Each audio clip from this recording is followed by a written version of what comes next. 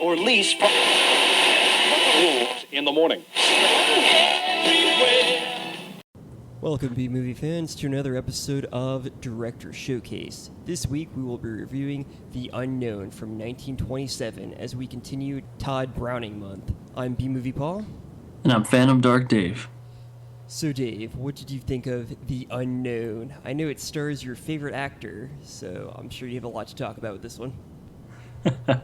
Yeah, so The Unknown from 1927 holds a special place in my heart. It's close to a flawless film for me. I've seen it multiple times, and knowing we were going to review it, I was excited to get to watch it again, and I love this movie. Yeah, this was a really good film. I looked up nothing about it before watching it again, and man, I was really impressed. The plot was really unique and interesting. The acting, despite the fact that there was no actual talking as it's a silent film, was very good. The characters were all really interesting. I was very impressed with it. Yeah, I think that Tod Browning's skills really shine in this movie. You know, this is pre-Dracula time. It's when you watch it, it's got freaks written all over it, right? But some of the things I love about this movie is, Lon Chaney. The guy can play any kind of role. I think he's the greatest actor ever. I don't think many people would argue that he's one of the best. But having him in your star role, and I think the camera work is fantastic, and the music is perfect. Like, there's this carny, weird little sound the whole time. It almost sounds like some of the It theme in a way, if you can actually, remember that one. And man, Lon Chaney, he just sells it. You really, I mean, come on, Alonzo the Armless. How cool was that? It's so weird seeing him like with a normal face, because the last film I watched with him in it was The Phantom of the Opera, and he's got the makeup and everything, looking as monstrous as the Phantom does, and like, oh, that's what he looks like? It was really weird. Like, I know I've seen him in other things, like without the makeup, but it was just very strange. Like, he's got like a very distinguished face. Yeah, definitely. And he one of his catch things is, rarely does he play just a normal guy in a movie. He's always, disfiguring himself to make himself into a character in a movie rather than just, an actor. And, in this movie, he plays Alonzo the Armless, where he has no arms and he's a knife thrower. He throws with his feet. But in actuality, he keeps his arms pinned down with like this harness, and he fools everybody because he's a bloody thief. Yeah, it turns out he was actually trying to like rob the circus and everything, and this was an act he had, and which is really interesting. And what I thought was really cool was the fact that in the beginning it seems like he's the good guy, like he's with the one woman, the owner of the circus's daughter, and he's like comforting her 'cause she's got this she's afraid of men's hands, like she's got some kind of trauma with that, and he seems like the nice guy. He's like kind of comforting her and like, just being an overall good friend. And you see the strong man who kind of comes off as a jerk, like being like very touchy toward her, and you realize as it goes on that it's actually completely different, that he was the reason why she was why the strong man kept touching her, because he kept saying, oh, she likes it when you do that and everything. And turns out like the roles were completely reversed, and I'm like, wow, I did not see that coming at all. Like, I thought I had the movie pegged like when it started, but man, it really threw me for a loop. Yeah, he does a good job of really winning. Her name is Nanan, I believe, Nanan's Heart, who's played by Joan Crawford, which is freaking awesome.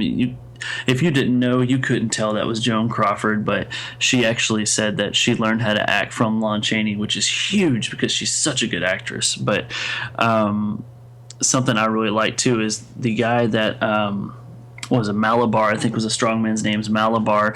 It was played by Norman Carey, who also was in Phantom of the Opera with Lon Chaney. So seeing them two guys mesh together again was really cool. But what'd you think of the little sidekick? I think his name was Kojo. He was interesting, to say the least. He was just kind of like followed around. Like,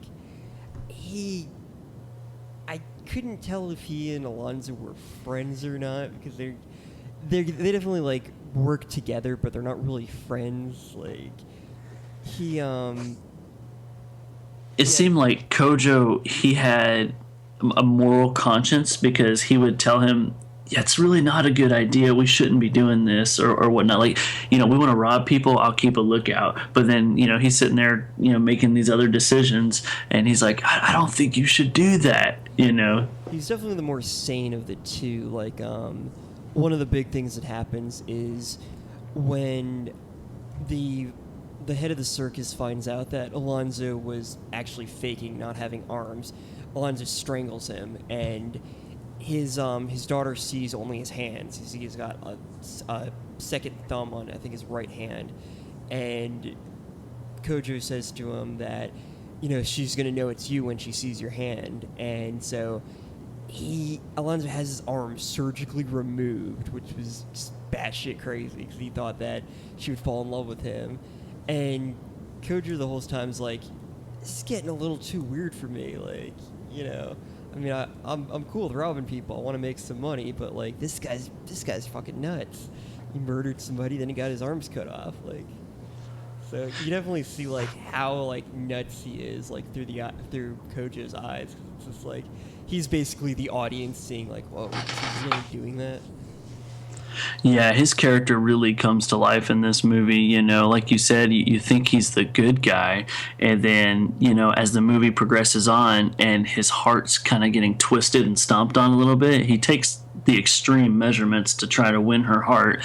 And the real gut punch to this movie is that Nana, she develops some sort of security with the strong man's hands, where she's now okay with his touch and she wants to marry him. So Alonzo, coming back from his surgery, he thinks he's got this thing, cat in the bag, only to find out that it was all for no reason. Yeah, imagine that, like disfiguring yourself for somebody who ends up with somebody else. Like, that was not a smart move on his part. The crazy part is that's really when Lon Chaney's character kind of goes off the deep end, because he's like, well, if I can't have her, no one can have her. And so Alonzo has this new trick that he's going to do, where he's the strong man, he could do anything. So he ties himself at the wrists between two horses who are running on these, they look like treadmills, they're like little tracks. And so he's like, I'm strong, I can hold back however fast these horses can run. And he's like, if I mess up, I'll be pulled into two, because I can't just take them off my wrist. And Lon Chaney's character is like, oh really, we pulled into two, okay. So he's gonna set up for Tragic that would be. Oh, dude, that's like some 2001 Maniac stuff. But yeah, he basically goes to rig the system to make the horses run so fast that they pull him apart, which is freaking, that would be the most graphic thing that would happen. Oh yeah, and then it like ends up backfiring, and Alonzo gets killed by the horse. Yeah, I mean, you think about some of the earlier Tod Browning films, like his endings are so sad. And then just last week, we did a review on Devil Doll, and the ending was so happy. So I guess, as we're reviewing these movies, we notice so far the later Tod Browning movies are happy, the earlier not so much. Well, I think with at least most of his films that I've seen, like, it'll end happy for somebody, but it'll end tragically for someone else. Like, it ended really badly for Alonzo getting killed by the horse, but it ended well for Nana and the strong man, because they got married in the end. So I guess it's like you kind of see a tragedy and I mean, I don't know how much of a tragedy it is, because I mean, he was the antagonist of the film ultimately. So I mean, he was nuts, but he was still a murderer and kind of a psychopath. So And a thief. Yeah, it's kind of hard to sympathize with him after a while. Yeah, but man, this movie's like, I think around 66 minutes or something like that. It's not too terribly long, but unlike Dracula, there's no boring parts in this movie. I mean, you're interested in the entire thing. Oh yeah, this one was just, yeah, every minute of it was there's something new going on. So it was definitely compelling. The plot was great. The acting was phenomenal, and that's despite the fact that it was a silent film. And just like I said, the music was great, the environment was really fun, and yeah, really, this is a great film all around. All right. Anything else or any nitpicking situations you came up with? As far as nitpicking, I did think it was a little weird that like, he kept his arms under his shirt and no one noticed. I just feel like that wouldn't work out in real life. Like I know that's a huge nitpick, and I'm not even gonna detract a point for that. But like in all reality, like I feel like you wouldn't be able to get by that. It would look too weird. How cool though that he sits there and he lights a cigarette and smokes with his feet, and he throws daggers with his feet. I mean, That was that's awesome. amazing. And, somebody out there probably can do that. But, wow, I mean, for a 1927 film, you got an armless knife thrower who's trying to win the heart of the circus manager's daughter. And she's terrified of a man's grasp, and she falls in love with the strong man. I mean, it's like the ultimate drama. Yeah, pretty much. It was yeah, there was so much to this film. It was such a unique plot. Like I don't think I've ever seen a film quite like this. It's just everything kind of worked together. There were so many surprises, and yeah, that was pretty cool. Like all the stuff he like did with his feet and everything. It was entertaining to say the least. I know that he had to wear what he had to wear to hide the huge harness, but I couldn't help but notice that one, he looked awesome. He had the coolest outfit, but man, I think Clint Eastwood stole from his outfit because he had the hat and then the huge drape over. I was like, man, it looks like Clint Eastwood from The Unforgiven in a way. A mix between Clint Eastwood and like a pirate or something like that. Like, Right, but nope, he was just a gypsy. yep. Yeah, it all worked out. He pulled off that look really well. Oh yeah. All right, so if you had to rate this film, what would you give it? Ooh. I'm gonna go with 9. I'm actually going to go with 9 as well. I had really no major problems with this one. I mean, if you can get past the his arms being under his shirt thing, which is kind of weird, it was very good. I mean, there was basically there. I really didn't have any problems with it. Yeah, it wasn't too long to outstay its welcome. It didn't venture into any side stories. It kept you in the loop. It kept you interested. There is a circus manager who looks like Danny DeVito. I don't know if you got that. It's like a taller Danny DeVito, basically. But I think, a star actor surrounded by an outstanding cast, supporting actor and actresses, a phenomenal story. And, I'm a big guy for silent films anyway, but for anybody out there who can relate, this is one of the better silent films, and once it really sucks you in to the point where you kind of forget it's a silent film. I mean, I don't know if that happened with you, but the title cards just felt natural, and I could hear voices. I'm crazy, I can hear voices, but this movie deserves a 9 only because it's not a certain other movie.